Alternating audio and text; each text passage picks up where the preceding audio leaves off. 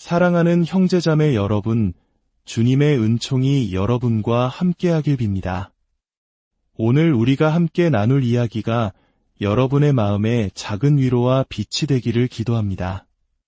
잠시 귀를 기울이시기 전에 이 이야기가 당신의 마음에 울림을 준다면 구독과 좋아요를 통해 더 많은 이들에게 주님의 사랑을 전하는 작은 도구가 되어 주십시오. 여러분의 손길 하나하나가 복음의 씨앗을 퍼뜨리는 소중한 나눔이 될 것입니다. 여러분의 삶에 늘 하느님의 축복이 가득하기를 기원하며 이제 우리의 이야기를 시작하겠습니다. 예수님께서는 우리가 당신을 미워하면 우리 앞에 당신의 모습을 온전히 드러내지 않으십니다. 한번 상상해 보십시오. 내가 누군가를 온 마음을 다해 사랑하는데 그 사람이 나를 미워한다면 얼마나 가슴 아픈 일이겠습니까? 아마 말할 수 없는 쓸쓸함과 고독이 밀려올 것입니다. 우리는 살아가면서 어떨 때 가장 깊은 고독을 느낄까요? 첫 번째는 아마도 사랑하는 사람에게서 버림받았을 때일 겁니다. 세상에서 가장 나를 사랑해 줄 것이라 믿었던 부모님에게서 버림받은 아이들의 상처는 얼마나 깊을까요? 요즘 세상에는 아이를 보육원에 두고 떠나거나 이혼 후 아이를 남겨둔 채 홀연히 사라지는 부모들의 이야기가 너무나도 많습니다. 세상에 단 하나뿐인 엄마 아버지가 나를 버렸다. 이 사실이 아이의 영혼에 남기는 상처는 평생을 가도 아물기 어려울 것입니다. 사랑하는 연인이나 믿었던 친구가 나를 배신하고 떠나갔을 때의 아픔도 마찬가지입니다. 그 고통은 심장을 도려내는 듯합니다. 성경에 나오는 위대한 다윗 왕조차도 가장 사랑했던 아들 압살롬에게 배신당하는 아픔을 겪었습니다. 아들이 반란을 일으켜 아버지를 죽이려 하자 다윗은 왕궁을 버리고 예루살렘에서 급히 도망쳐야 했습니다. 그때 그는 시편 3편을 통해 이렇게 절규합니다. 주님, 저를 괴롭히는 자들이 어찌 이리 많습니까? 저를 거슬러 일어나는 자들이 많기도 합니다. 하느님께서 저자를 구원하실 리 없다고 저를 빈정대는 자들이 많기도 합니다. 가장 믿었던 아들에게 버림받고 쫓기는 신세가 된 아버지의 마음, 그 고독의 깊이는 감히 헤아릴 수조차 없습니다. 불가에서는 이를 에별리고라 부릅니다. 사랑하는 사람과 헤어지는 고통이야말로 인생의 가장 큰 고통 중 하나라는 의미입니다. 이는 하느님께 자신의 삶을 온전히 봉헌하기로 결심한 사제들에게도 큰 시련으로 다가옵니다. 갓 고등학교를 졸업하고 신학교에 들어온 젊은 청년들을 보면 그들의 눈빛은 수정처럼 맑고 순수합니다. 세상의 수많은 즐거움과 유혹을 뒤로하고 하느님의 나라를 위해 좁은 길을 선택한 그들의 모습은 참으로 거룩하고 아름답습니다. 하지만 그들도 사람입니다. 피 끓는 청춘의 시기에 이성에게 마음이 끌리는 것은 어쩌면 당연한 본능일지 모릅니다. 하느님을 선택할 것인가, 사랑하는 여인을 선택할 것인가. 이 갈림길에서 수많은 신학생들이 밤을 새워 번민하고 기도합니다. 결국 사랑하는 사람을 떠나보내고 사제의 길을 걷기로 결심했을 때 그들이 겪었을 에별리고의 고통은 평생 가슴에 묻고 가는 십자가가 됩니다. 그러니 우리가 만나는 모든 신부님들은 저마다의 아픔을 딛고 일어선 존경받아 마땅한 분들입니다. 우리 주 예수님께서도 이 땅에서 가장 깊은 고독을 체험하셨습니다. 마지막 날 그토록 사랑했던 제자들은 모두 예수님을 버리고 도망쳤습니다. 심지어 한 제자는 옷이 벗겨지는 것도 모른 채 알몸으로 달아났습니다. 십자가의 길 위에서 예수님은 철저히 혼자 남으셨습니다. 그래서 예수님께서는 이렇게 말씀하셨던 것입니다. 하늘의 새도 보금자리가 있고 여우도 굴이 있는데 사람의 아들은 머리둘 곳조차 없다. 두 번째로 우리는 누구에게도 도움을 받을 수 없는 절망적인 상황에 처했을 때 외로움을 느낍니다. 사랑하는 자녀가 큰 병에 걸려 당장 수술을 해야 하는데 수술비가 없을 때의 부모 심정은 어떨까요? 가장 친하다고 믿었던 친구에게, 심지어 한 뱃속에서 태어난 형제에게 돈을 빌리러 갔다가 냉정하게 거절당했을 때 세상에 홀로 남겨진 듯한 처절한 고독감을 느끼게 됩니다. 한 집안의 가장이 갑자기 직장에서 해고 통지를 받았을 때 당장 내야 할 아이들 학비와 아파트 대출금을 떠올리며 느끼는 막막함. 수백 통의 이력서를 내도 아무도 자신을 필요로 하지 않는다는 사실을 깨달았을 때의 젊은이의 좌절감. 겨울은 다가오는데 살던 집이 철거되어 갈 곳 없이 거리로 나앉게 된 사람들의 시린 마음. 이 모든 것이 우리를 깊은 외로움의 수렁으로 밀어넣습니다. 독일의 철학자 하이데거는 인간을 세상에 내던져진 존재라고 표현했습니다. 우리는 누구도 이 세상에 태어나고 싶어서 태어난 것이 아닙니다. 부유한 집에 태어나든 찢어지게 가난한 집에 태어나든 아름다운 외모를 가졌든 평범한 얼굴로 태어났든 우리는 그저 이 세상에 던져졌을 뿐입니다. 그렇기에 인간은 본질적으로 외로울 수밖에 없는 존재인지도 모릅니다. 세 번째는 가장 가까운 사람과 말이 통하지 않을 때입니다.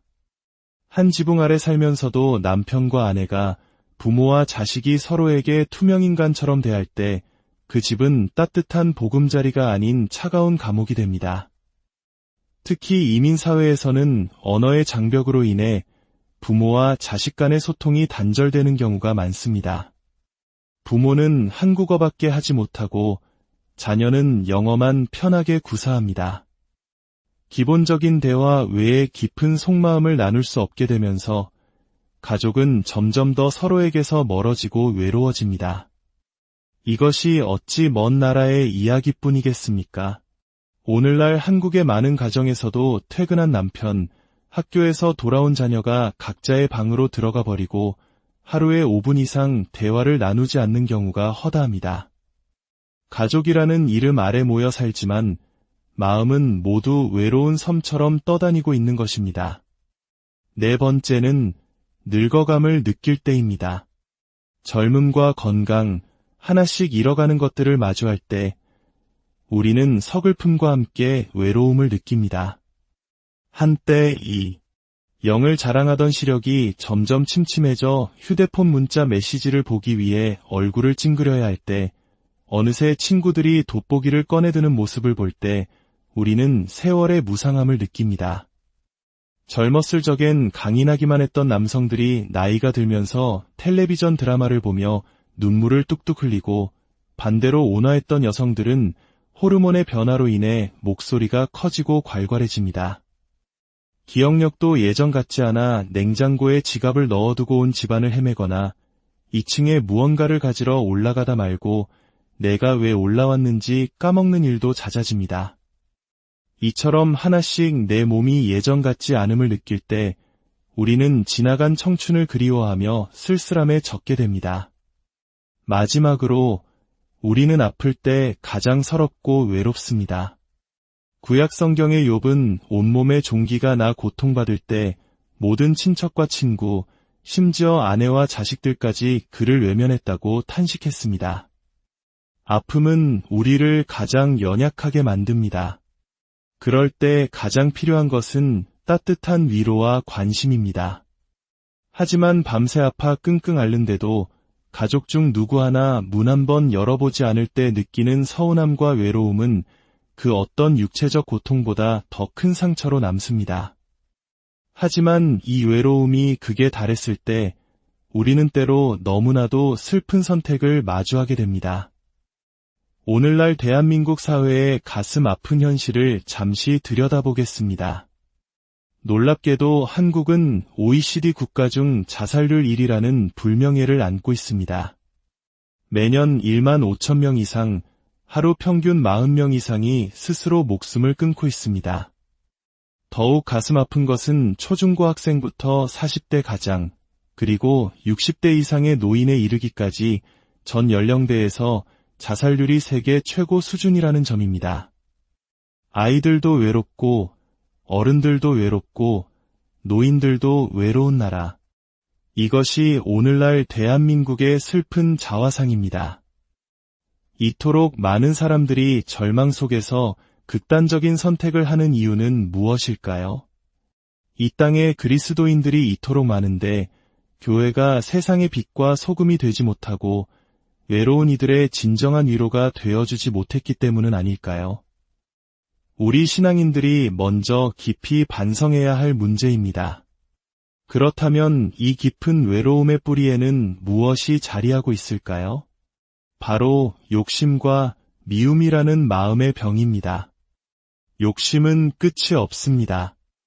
100명의 손님을 받던 작은 설렁탕 가게가 있었습니다. 주인은 늘 웃는 얼굴로 손님을 맞았고 가게는 늘 행복한 기운으로 가득했습니다. 하지만 더 큰 욕심에 사로잡혀 무리하게 빚을 내어 300명을 수용할 수 있는 큰 건물로 이사한 순간 불행은 시작되었습니다. 늘어난 대출 이자와 직원 월급을 감당하기 위해 음식의 질을 낮추기 시작했고 손님들의 발길은 뚝 끊겼습니다. 주인의 얼굴에서는 웃음이 사라졌고 결국 가게는 문을 닫고 말았습니다. 우리의 삶도 마찬가지입니다. 25평 아파트에서 행복하게 살다가도 신평에 사는 친구 집을 다녀오면 우리 집이 초라하게 느껴집니다. 무리에서 신평으로 이사하면 행복할까요? 더 큰 텔레비전, 더 좋은 냉장고, 더 비싼 차가 필요해지고 우리의 삶은 더 많은 빚과 걱정으로 힘겨워질 뿐입니다. 욕심을 내려놓으면 고통도 사라집니다. 지금 가진 것에 만족하고 감사할 줄 알 때 우리는 비로소 진정한 행복을 누릴 수 있습니다. 특히 자녀에 대한 부모의 지나친 욕심은 아이들을 깊은 절망으로 몰아넣습니다. 전교 2등을 하는 딸에게 왜 1등을 못하니? 라며 끊임없이 채찍질하는 어머니의 이야기는 우리 사회의 만연한 슬픈 현실을 보여줍니다. 결국 그 아이는 단 한 번 1등을 한 후 이제 됐지? 라는 말을 남기고 스스로 목숨을 끊었습니다. 우리 아이들이 진정으로 원하는 것이 무엇인지 귀 기울여주기보다 부모의 욕심을 채우기 위한 도구로 여기고 있지는 않은지 돌아보아야 합니다. 미움 또한 우리의 영혼을 병들게 하는 무서운 독입니다. 누군가를 미워하면 미움을 받는 그 사람보다 미워하는 내 자신이 먼저 괴로워집니다. 분노와 미움은 우리 몸의 혈관을 약하게 만들고 암세포를 이기는 면역세포를 파괴하며 결국 우리 자신을 무너뜨립니다. 물론 살다 보면 도저히 용서할 수 없는 사람, 상처를 주는 사람을 만나게 됩니다. 예수님께서 서로 사랑하라고 하셨지 모두 사랑하라고 하신 것은 아닙니다. 예수님께서도 12제자 중 베드로와 야고보, 요한을 특별히 가까이 두셨습니다. 우리에게도 사랑할 수 있는 역량의 한계가 있습니다. 모든 사람을 사랑해야 한다는 강박감에 시달릴 필요는 없습니다. 다만 사도 바오로의 말씀처럼 그를 원수처럼 여기지는 말고 형제처럼 타이르며 더 이상 내 마음에 상처를 주지 못하도록 거리를 두는 지혜가 필요합니다. 그렇다면 우리는 어떻게 이 외로움과 욕심, 미움을 이겨내고 참된 기쁨으로 가득한 삶을 살아갈 수 있을까요? 그 해답은 긍정적인 마음에 있습니다. 세상을 삐뚤게 보고 늘 남 탓만 하는 사람은 결코 행복할 수 없습니다. 100마리의 개미 중 열심히 일하는 개미는 20마리뿐이라고 합니다. 나머지 80마리는 그저 왔다 갔다 할 뿐입니다. 어느 공동체나 마찬가지입니다.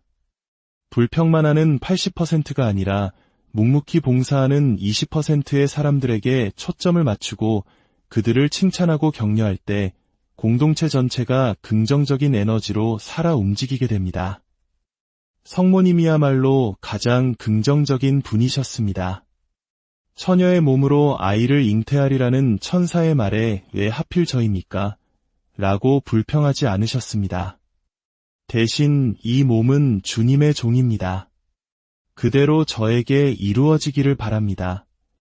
라고 응답하셨습니다. 위대한 긍정의 힘이 있었기에 성모님은 인류 구세주의 어머니가 되실 수 있었습니다. 특히 가정에서는 아내이자 어머니가 행복해야 합니다. 아내가 늘 희생하고 참고 견디며 우울한 얼굴로 지낸다면 그 집안 전체가 어두운 그늘에 잠기게 됩니다. 남편의 무심함에 서운해하며 눈물 흘리기보다 먼저 다가가 여보, 오늘 내 생일인데 내가 한턱 쏠 테니 나와요. 라고 당당하게 말할 수 있는 긍정적인 여성이 되십시오. 나 자신을 가꾸고 사랑하는 것을 아까워하지 마십시오. 엄마가 행복해야 자녀가 행복하고 아내가 행복해야 남편이 행복하며 가정이 바로 섭니다. 사랑하는 형제자매 여러분, 우리는 이미 너무나도 많은 것을 가진 부유한 사람들입니다. 두 눈으로 이 아름다운 세상을 볼 수 있고 두 발로 건강하게 걸을 수 있다는 것만으로도 우리는 감사하고 기뻐해야 합니다. 우리가 기쁨을 느끼지 못하는 이유는 아직 채우지 못한 욕심 때문입니다.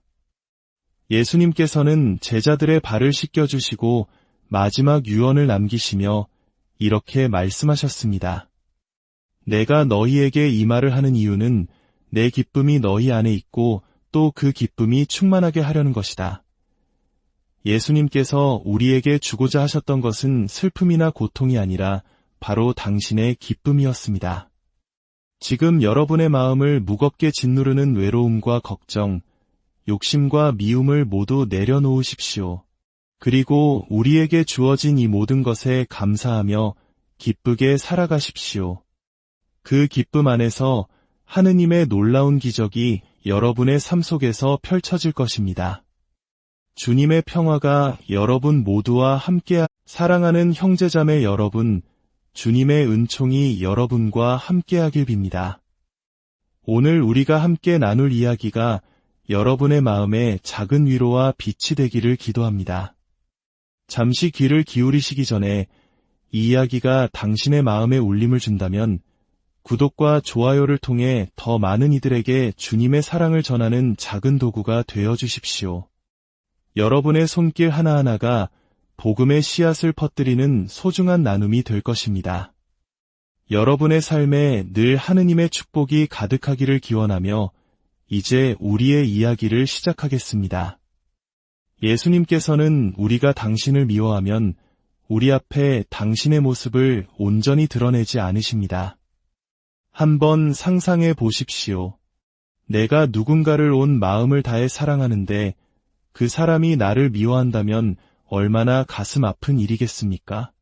아마 말할 수 없는 쓸쓸함과 고독이 밀려올 것입니다. 우리는 살아가면서 어떨 때 가장 깊은 고독을 느낄까요? 첫 번째는 아마도 사랑하는 사람에게서 버림받았을 때일 겁니다. 세상에서 가장 나를 사랑해 줄 것이라 믿었던 부모님에게서 버림받은 아이들의 상처는 얼마나 깊을까요? 요즘 세상에는 아이를 보육원에 두고 떠나거나 이혼 후 아이를 남겨둔 채 홀연히 사라지는 부모들의 이야기가 너무나도 많습니다. 세상에 단 하나뿐인 엄마 아버지가 나를 버렸다.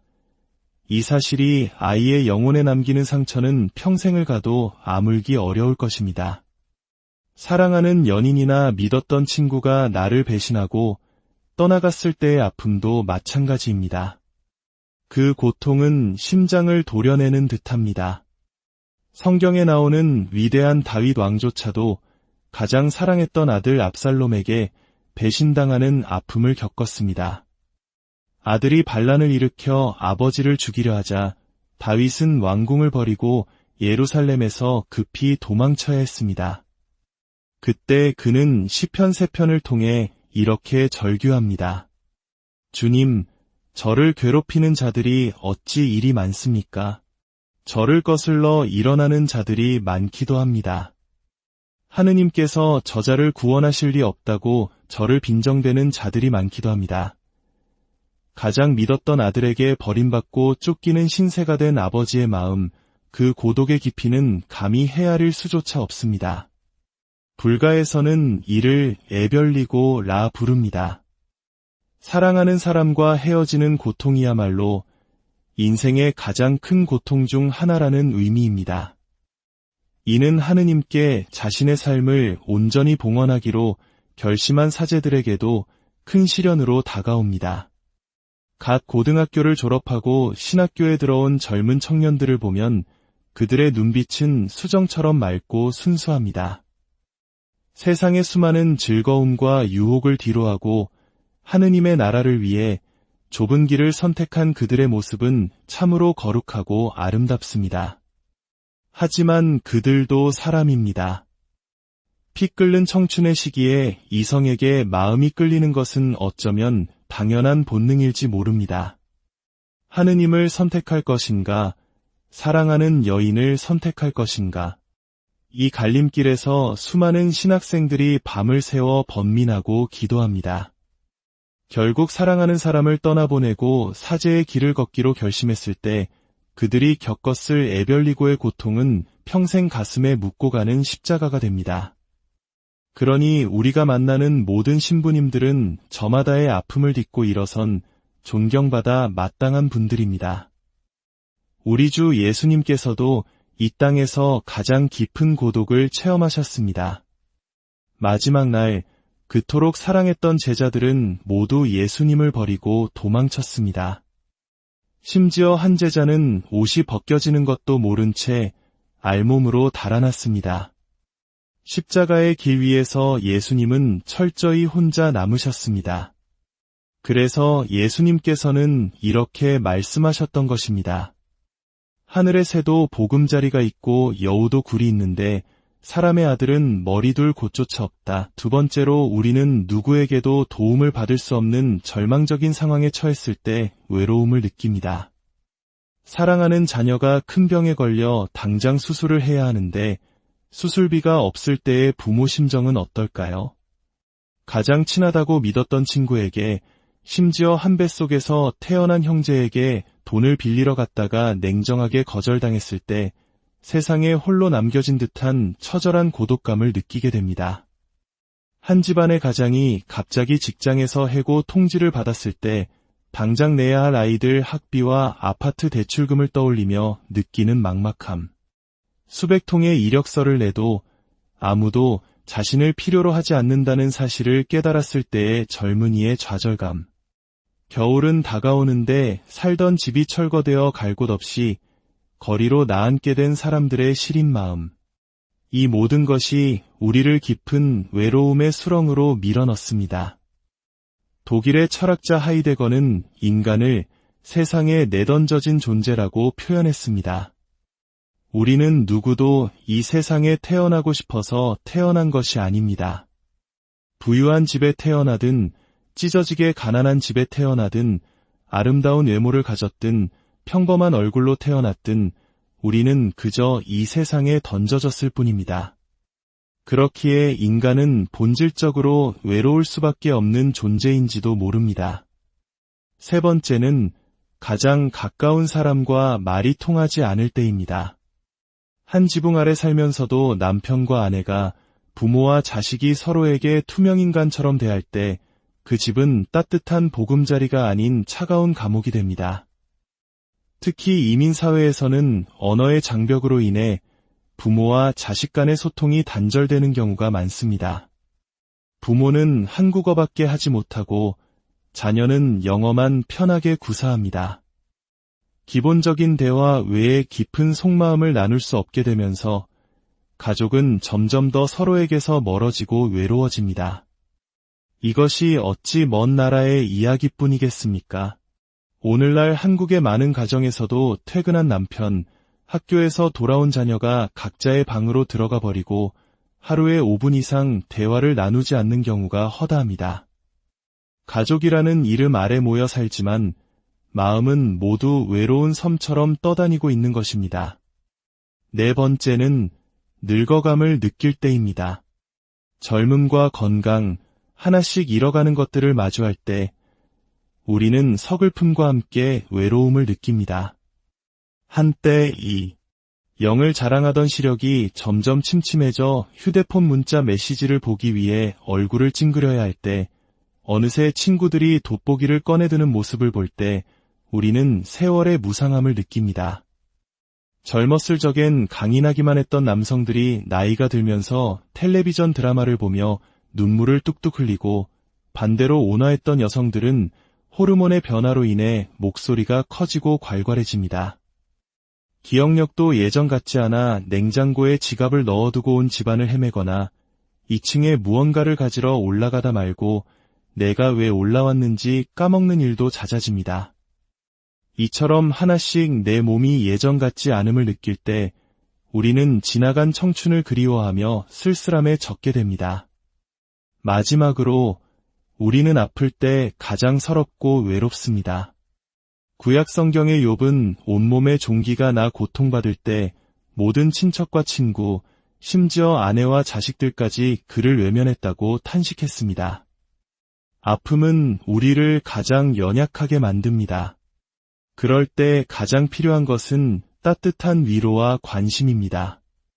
하지만 밤새 아파 끙끙 앓는데도 가족 중 누구 하나 문 한 번 열어보지 않을 때 느끼는 서운함과 외로움은 그 어떤 육체적 고통보다 더 큰 상처로 남습니다. 하지만 이 외로움이 극에 달했을 때 우리는 때로 너무나도 슬픈 선택을 마주하게 됩니다. 오늘날 대한민국 사회의 가슴 아픈 현실을 잠시 들여다보겠습니다. 놀랍게도 한국은 OECD 국가 중 자살률 1위라는 불명예를 안고 있습니다. 매년 1만 5천 명 이상, 하루 평균 40명 이상이 스스로 목숨을 끊고 있습니다. 더욱 가슴 아픈 것은 초중고 학생부터 40대 가장, 그리고 60대 이상의 노인에 이르기까지 전 연령대에서 자살률이 세계 최고 수준이라는 점입니다. 아이들도 외롭고, 어른들도 외롭고, 노인들도 외로운 나라. 이것이 오늘날 대한민국의 슬픈 자화상입니다. 이토록 많은 사람들이 절망 속에서 극단적인 선택을 하는 이유는 무엇일까요? 이 땅에 그리스도인들이 이토록 많은데 교회가 세상의 빛과 소금이 되지 못하고 외로운 이들의 진정한 위로가 되어주지 못했기 때문은 아닐까요? 우리 신앙인들이 먼저 깊이 반성해야 할 문제입니다. 그렇다면 이 깊은 외로움의 뿌리에는 무엇이 자리하고 있을까요? 바로 욕심과 미움이라는 마음의 병입니다. 욕심은 끝이 없습니다. 100명의 손님을 받던 작은 설렁탕 가게가 있었습니다. 주인은 늘 웃는 얼굴로 손님을 맞았고 가게는 늘 행복한 기운으로 가득했습니다. 하지만 더 큰 욕심에 사로잡혀 무리하게 빚을 내어 300명을 수용할 수 있는 큰 건물로 이사한 순간 불행은 시작되었습니다. 늘어난 대출 이자와 직원 월급을 감당하기 위해 음식의 질을 낮추기 시작했고 손님들의 발길은 뚝 끊겼습니다.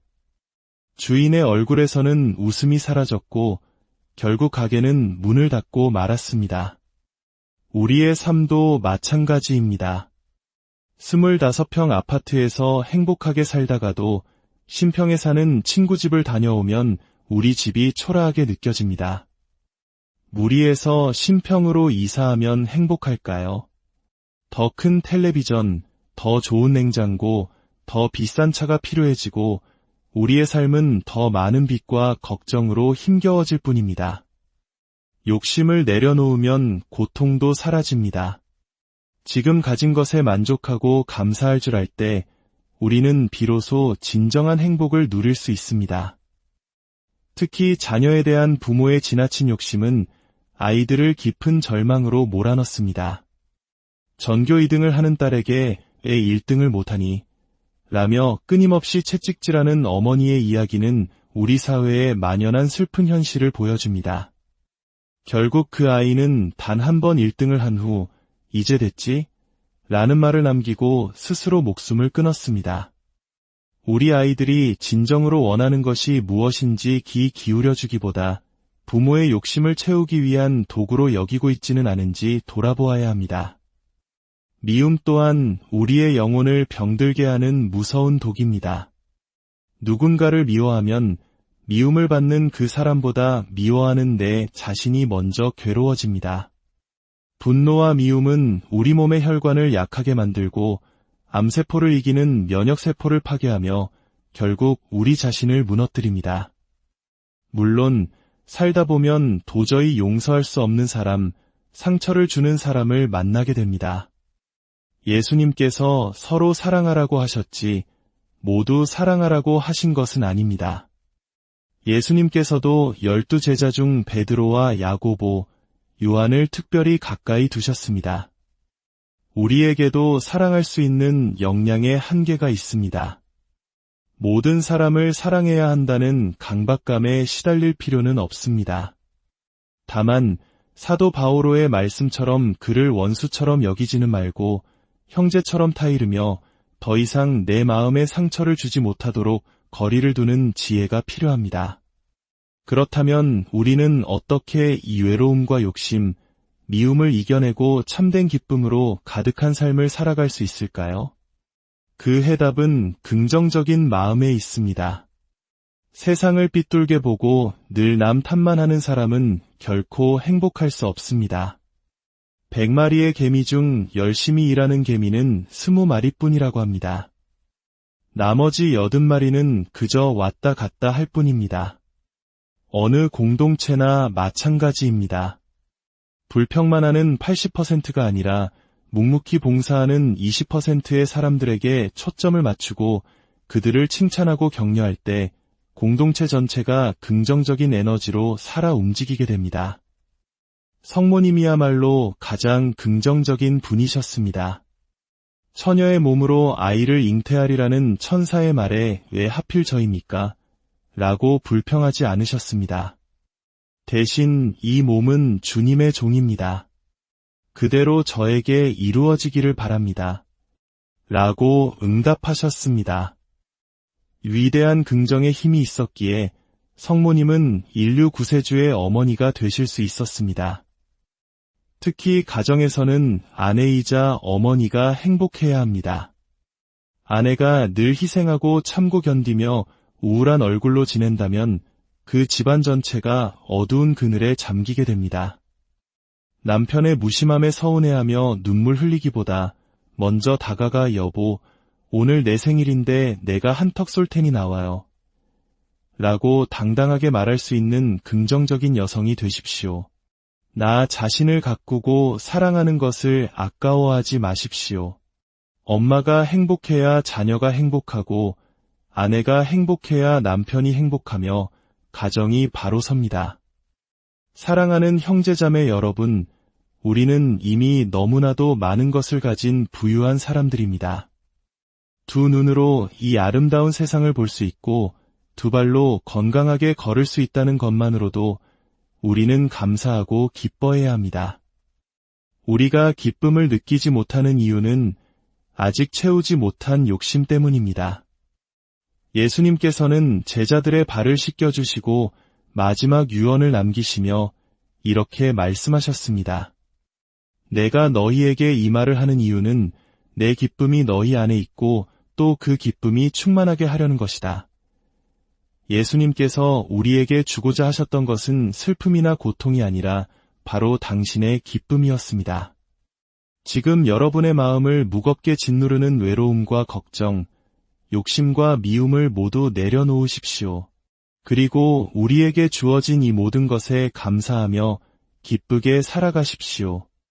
그 기쁨 안에서 하느님의 놀라운 기적이 여러분의 삶 속에서 펼쳐질 것입니다. 주님의 평화가 여러분 모두와 함께 사랑하는 형제자매 여러분, 주님의 은총이 여러분과 함께하길 빕니다. 오늘 우리가 함께 나눌 이야기가 여러분의 마음에 작은 위로와 빛이 되기를 기도합니다. 잠시 귀를 기울이시기 전에 이 이야기가 당신의 마음에 울림을 준다면 구독과 좋아요를 통해 더 많은 이들에게 주님의 사랑을 전하는 작은 도구가 되어 주십시오. 여러분의 손길 하나하나가 복음의 씨앗을 퍼뜨리는 소중한 나눔이 될 것입니다. 여러분의 삶에 늘 하느님의 축복이 가득하기를 기원하며 이제 우리의 이야기를 시작하겠습니다. 예수님께서는 우리가 당신을 미워하면 우리 앞에 당신의 모습을 온전히 드러내지 않으십니다. 한번 상상해 보십시오. 내가 누군가를 온 마음을 다해 사랑하는데 그 사람이 나를 미워한다면 얼마나 가슴 아픈 일이겠습니까? 아마 말할 수 없는 쓸쓸함과 고독이 밀려올 것입니다. 우리는 살아가면서 어떨 때 가장 깊은 고독을 느낄까요? 첫 번째는 아마도 사랑하는 사람에게서 버림받았을 때일 겁니다.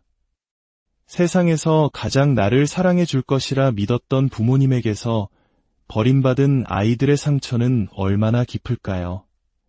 요즘 세상에는 아이를 보육원에 두고 떠나거나 이혼 후 아이를 남겨둔 채 홀연히 사라지는 부모들의 이야기가 너무나도 많습니다. 세상에 단 하나뿐인 엄마 아버지가 나를 버렸다.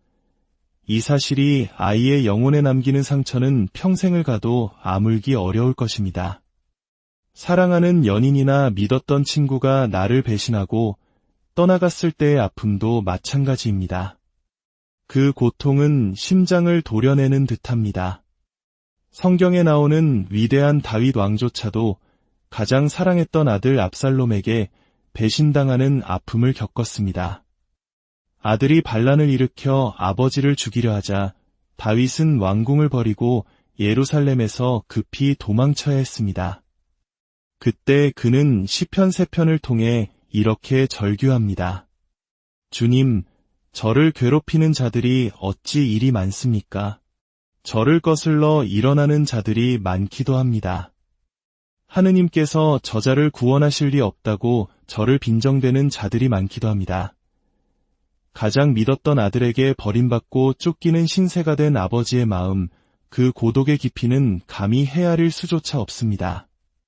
불가에서는 이를 에별리고라 부릅니다. 사랑하는 사람과 헤어지는 고통이야말로 인생의 가장 큰 고통 중 하나라는 의미입니다. 이는 하느님께 자신의 삶을 온전히 봉헌하기로 결심한 사제들에게도 큰 시련으로 다가옵니다. 갓 고등학교를 졸업하고 신학교에 들어온 젊은 청년들을 보면 그들의 눈빛은 수정처럼 맑고 순수합니다. 세상의 수많은 즐거움과 유혹을 뒤로하고 하느님의 나라를 위해 좁은 길을 선택한 그들의 모습은 참으로 거룩하고 아름답습니다. 하지만 그들도 사람입니다. 피 끓는 청춘의 시기에 이성에게 마음이 끌리는 것은 어쩌면 당연한 본능일지 모릅니다. 하느님을 선택할 것인가, 사랑하는 여인을 선택할 것인가. 이 갈림길에서 수많은 신학생들이 밤을 새워 번민하고 기도합니다. 결국 사랑하는 사람을 떠나보내고 사제의 길을 걷기로 결심했을 때 그들이 겪었을 에별리고의 고통은 평생 가슴에 묻고 가는 십자가가 됩니다. 그러니 우리가 만나는 모든 신부님들은 저마다의 아픔을 딛고 일어선 존경받아 마땅한 분들입니다. 우리 주 예수님께서도 이 땅에서 가장 깊은 고독을 체험하셨습니다. 마지막 날 그토록 사랑했던 제자들은 모두 예수님을 버리고 도망쳤습니다. 심지어 한 제자는 옷이 벗겨지는 것도 모른 채 알몸으로 달아났습니다. 십자가의 길 위에서 예수님은 철저히 혼자 남으셨습니다. 그래서 예수님께서는 이렇게 말씀하셨던 것입니다. 하늘의 새도 보금자리가 있고 여우도 굴이 있는데 사람의 아들은 머리둘 곳조차 없다. 두 번째로 우리는 누구에게도 도움을 받을 수 없는 절망적인 상황에 처했을 때 외로움을 느낍니다. 사랑하는 자녀가 큰 병에 걸려 당장 수술을 해야 하는데 수술비가 없을 때의 부모 심정은 어떨까요? 가장 친하다고 믿었던 친구에게, 심지어 한 뱃속에서 태어난 형제에게 돈을 빌리러 갔다가 냉정하게 거절당했을 때 세상에 홀로 남겨진 듯한 처절한 고독감을 느끼게 됩니다. 한 집안의 가장이 갑자기 직장에서 해고 통지를 받았을 때 당장 내야 할 아이들 학비와 아파트 대출금을 떠올리며 느끼는 막막함. 수백 통의 이력서를 내도 아무도 자신을 필요로 하지 않는다는 사실을 깨달았을 때의 젊은이의 좌절감. 겨울은 다가오는데 살던 집이 철거되어 갈 곳 없이 거리로 나앉게 된 사람들의 시린 마음. 이 모든 것이 우리를 깊은 외로움의 수렁으로 밀어넣습니다. 독일의 철학자 하이데거는 인간을 세상에 내던져진 존재라고 표현했습니다. 우리는 누구도 이 세상에 태어나고 싶어서 태어난 것이 아닙니다. 부유한 집에 태어나든 찢어지게 가난한 집에 태어나든 아름다운 외모를 가졌든 평범한 얼굴로 태어났든 우리는 그저 이 세상에 던져졌을 뿐입니다. 그렇기에 인간은 본질적으로 외로울 수밖에 없는 존재인지도 모릅니다. 세 번째는 가장 가까운 사람과 말이 통하지 않을 때입니다. 한 지붕 아래 살면서도 남편과 아내가 부모와 자식이 서로에게 투명인간처럼 대할 때 그 집은 따뜻한 보금자리가 아닌 차가운 감옥이 됩니다. 특히 이민사회에서는 언어의 장벽으로 인해 부모와 자식 간의 소통이 단절되는 경우가 많습니다. 부모는 한국어밖에 하지 못하고 자녀는 영어만 편하게 구사합니다. 기본적인 대화 외에 깊은 속마음을 나눌 수 없게 되면서 가족은 점점 더 서로에게서 멀어지고 외로워집니다. 이것이 어찌 먼 나라의 이야기뿐이겠습니까? 오늘날 한국의 많은 가정에서도 퇴근한 남편, 학교에서 돌아온 자녀가 각자의 방으로 들어가 버리고 하루에 5분 이상 대화를 나누지 않는 경우가 허다합니다. 가족이라는 이름 아래 모여 살지만 마음은 모두 외로운 섬처럼 떠다니고 있는 것입니다. 네 번째는 늙어감을 느낄 때입니다. 젊음과 건강, 하나씩 잃어가는 것들을 마주할 때 우리는 서글픔과 함께 외로움을 느낍니다.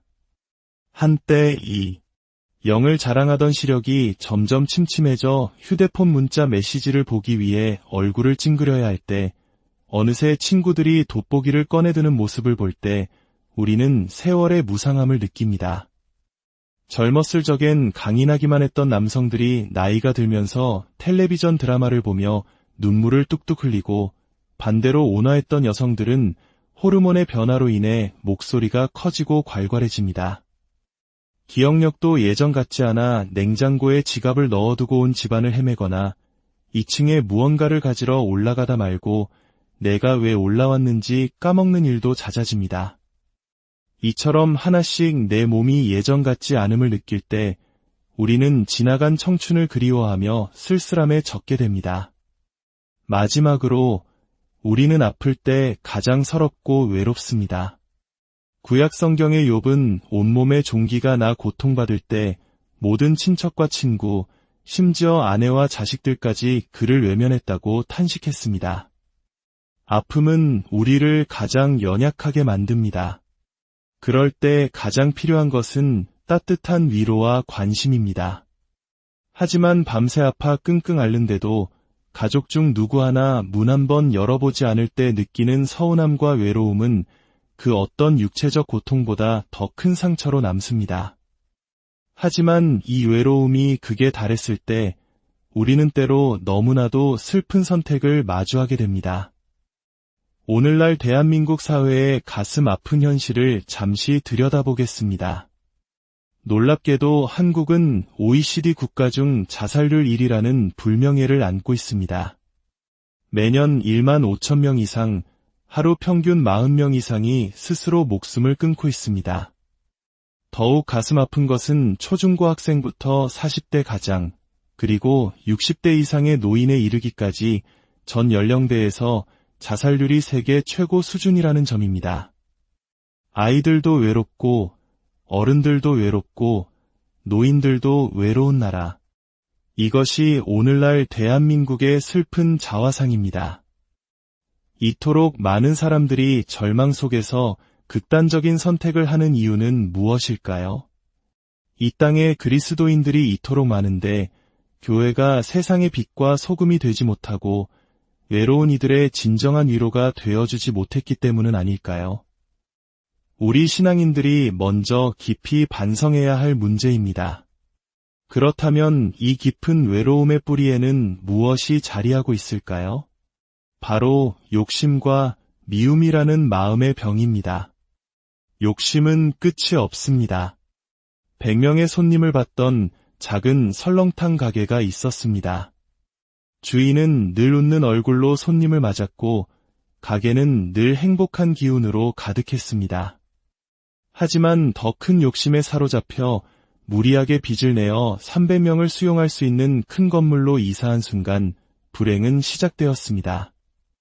늘어난 대출 이자와 직원 월급을 감당하기 위해 음식의 질을 낮추기 시작했고 손님들의 발길은 뚝 끊겼습니다. 주인의 얼굴에서는 웃음이 사라졌고 결국 가게는 문을 닫고 말았습니다. 우리의 삶도 마찬가지입니다. 25평 아파트에서 행복하게 살다가도 신평에 사는 친구 집을 다녀오면 우리 집이 초라하게 느껴집니다. 무리해서 신평으로 이사하면 행복할까요? 더 큰 텔레비전, 더 좋은 냉장고, 더 비싼 차가 필요해지고 우리의 삶은 더 많은 빚과 걱정으로 힘겨워질 뿐입니다. 욕심을 내려놓으면 고통도 사라집니다. 지금 가진 것에 만족하고 감사할 줄 알 때 우리는 비로소 진정한 행복을 누릴 수 있습니다. 특히 자녀에 대한 부모의 지나친 욕심은 아이들을 깊은 절망으로 몰아넣습니다. 전교 2등을 하는 딸에게 왜 1등을 못하니? 라며 끊임없이 채찍질하는 어머니의 이야기는 우리 사회의 만연한 슬픈 현실을 보여줍니다. 결국 그 아이는 단 한 번 1등을 한 후 이제 됐지? 라는 말을 남기고 스스로 목숨을 끊었습니다.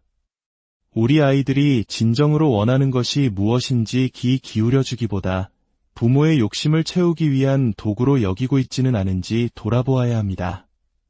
미움 또한 우리의 영혼을 병들게 하는 무서운 독입니다.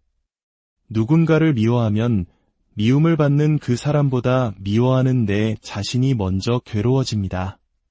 분노와 미움은 우리 몸의 혈관을 약하게 만들고 암세포를 이기는 면역세포를 파괴하며 결국 우리 자신을 무너뜨립니다. 물론 살다 보면 도저히 용서할 수 없는 사람, 상처를 주는 사람을 만나게 됩니다. 예수님께서 서로 사랑하라고 하셨지 모두 사랑하라고 하신 것은 아닙니다. 예수님께서도 12제자 중 베드로와 야고보, 요한을 특별히 가까이 두셨습니다. 우리에게도 사랑할 수 있는 역량의 한계가 있습니다. 모든 사람을 사랑해야 한다는 강박감에 시달릴 필요는 없습니다. 다만 사도 바오로의 말씀처럼 그를 원수처럼 여기지는 말고 형제처럼 타이르며 더 이상 내 마음에 상처를 주지 못하도록 거리를 두는 지혜가 필요합니다. 그렇다면 우리는 어떻게 이 외로움과 욕심, 미움을 이겨내고 참된 기쁨으로 가득한 삶을 살아갈 수 있을까요? 그 해답은 긍정적인 마음에 있습니다. 세상을 삐뚤게 보고 늘 남 탓만 하는 사람은 결코 행복할 수 없습니다. 100마리의 개미 중 열심히 일하는 개미는 20마리뿐이라고 합니다. 나머지 80마리는 그저 왔다 갔다 할 뿐입니다. 어느 공동체나 마찬가지입니다.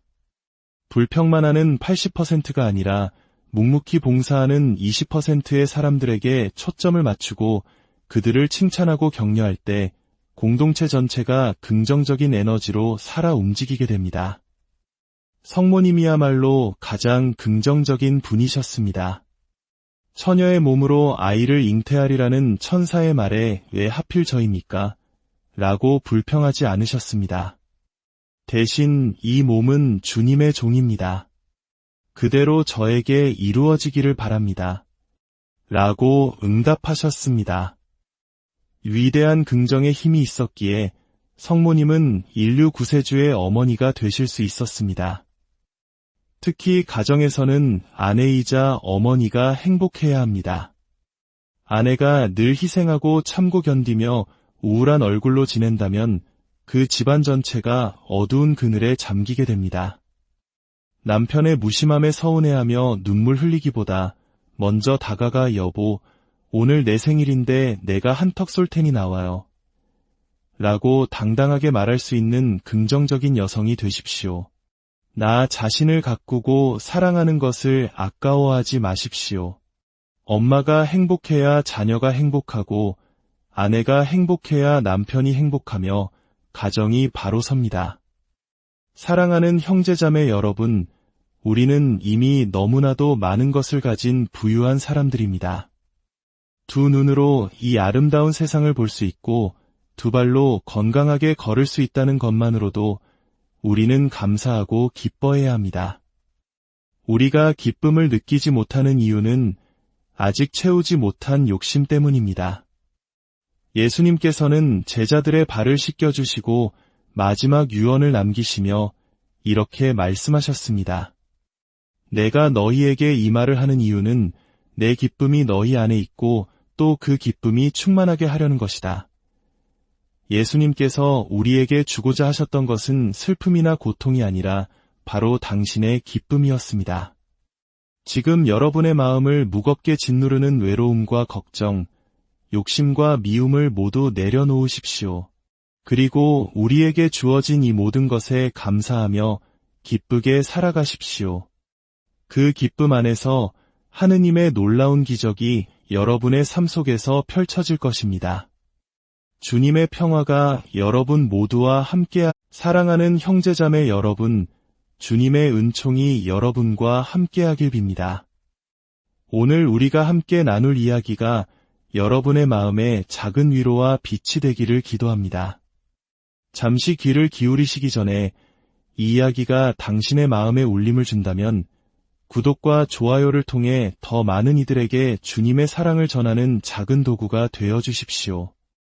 여러분의 손길 하나하나가 복음의 씨앗을 퍼뜨리는 소중한 나눔이 될 것입니다. 여러분의 삶에 늘 하느님의 축복이 가득하기를 기원하며 이제 우리의 이야기를 시작하겠습니다. 예수님께서는 우리가 당신을 미워하면 우리 앞에 당신의 모습을 온전히 드러내지 않으십니다. 한번 상상해 보십시오. 내가 누군가를 온 마음을 다해 사랑하는데 그 사람이 나를 미워한다면 얼마나 가슴 아픈 일이겠습니까? 아마 말할 수 없는 쓸쓸함과 고독이 밀려올 것입니다.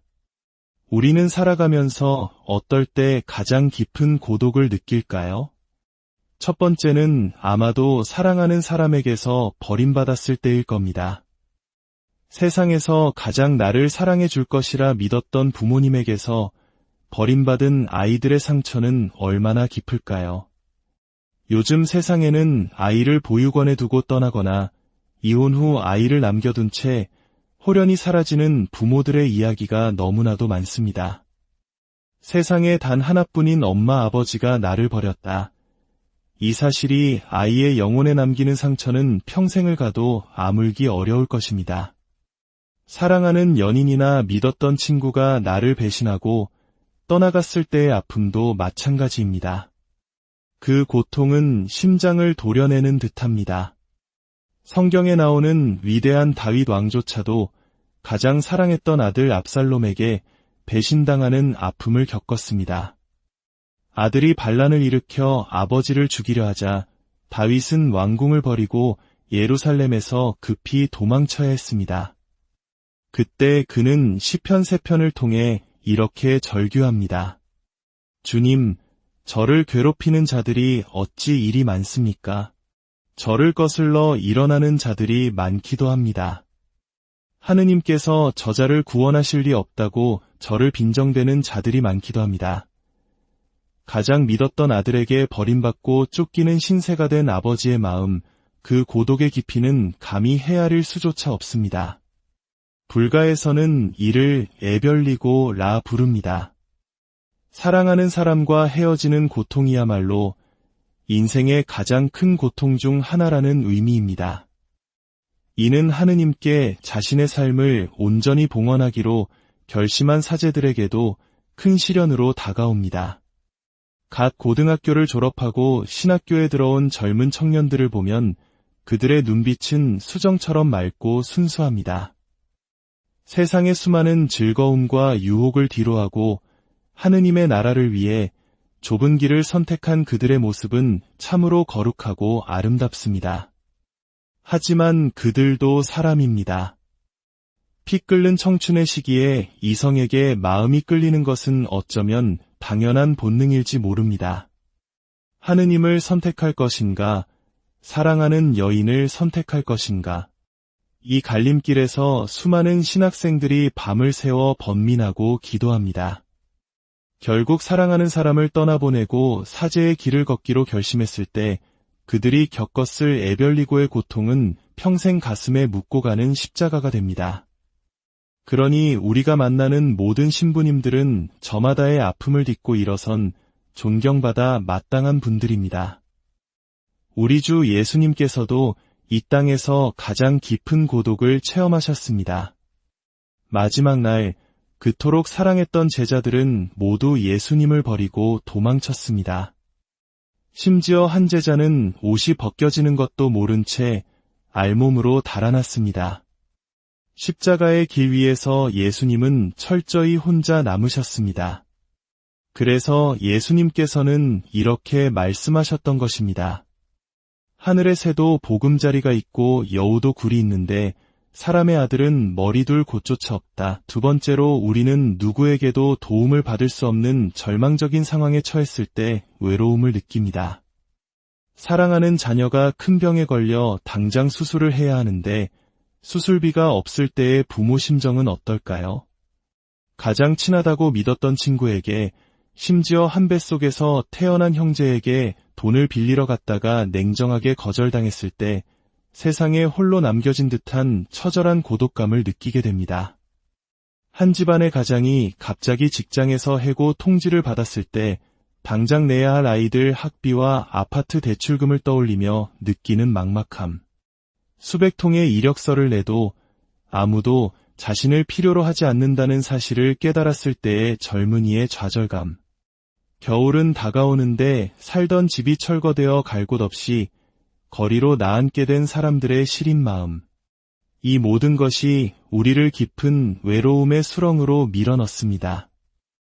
독일의 철학자 하이데거는 인간을 세상에 내던져진 존재라고 표현했습니다. 우리는 누구도 이 세상에 태어나고 싶어서 태어난 것이 아닙니다. 부유한 집에 태어나든 찢어지게 가난한 집에 태어나든 아름다운 외모를 가졌든 평범한 얼굴로 태어났든 우리는 그저 이 세상에 던져졌을 뿐입니다. 그렇기에 인간은 본질적으로 외로울 수밖에 없는 존재인지도 모릅니다. 세 번째는 가장 가까운 사람과 말이 통하지 않을 때입니다. 한 지붕 아래 살면서도 남편과 아내가, 부모와 자식이 서로에게 투명인간처럼 대할 때 그 집은 따뜻한 보금자리가 아닌 차가운 감옥이 됩니다. 특히 이민사회에서는 언어의 장벽으로 인해 부모와 자식 간의 소통이 단절되는 경우가 많습니다. 부모는 한국어밖에 하지 못하고 자녀는 영어만 편하게 구사합니다. 기본적인 대화 외에 깊은 속마음을 나눌 수 없게 되면서 가족은 점점 더 서로에게서 멀어지고 외로워집니다. 이것이 어찌 먼 나라의 이야기뿐이겠습니까? 오늘날 한국의 많은 가정에서도 퇴근한 남편, 학교에서 돌아온 자녀가 각자의 방으로 들어가 버리고 하루에 5분 이상 대화를 나누지 않는 경우가 허다합니다. 가족이라는 이름 아래 모여 살지만 마음은 모두 외로운 섬처럼 떠다니고 있는 것입니다. 네 번째는 늙어감을 느낄 때입니다. 젊음과 건강, 하나씩 잃어가는 것들을 마주할 때 우리는 서글픔과 함께 외로움을 느낍니다. 한때 이 영을 자랑하던 시력이 점점 침침해져 휴대폰 문자 메시지를 보기 위해 얼굴을 찡그려야 할 때, 어느새 친구들이 돋보기를 꺼내드는 모습을 볼 때 우리는 세월의 무상함을 느낍니다. 젊었을 적엔 강인하기만 했던 남성들이 나이가 들면서 텔레비전 드라마를 보며 눈물을 뚝뚝 흘리고, 반대로 온화했던 여성들은 호르몬의 변화로 인해 목소리가 커지고 괄괄해집니다. 기억력도 예전 같지 않아 냉장고에 지갑을 넣어두고 온 집안을 헤매거나 2층에 무언가를 가지러 올라가다 말고 내가 왜 올라왔는지 까먹는 일도 잦아집니다. 이처럼 하나씩 내 몸이 예전 같지 않음을 느낄 때 우리는 지나간 청춘을 그리워하며 쓸쓸함에 젖게 됩니다. 마지막으로 우리는 아플 때 가장 서럽고 외롭습니다.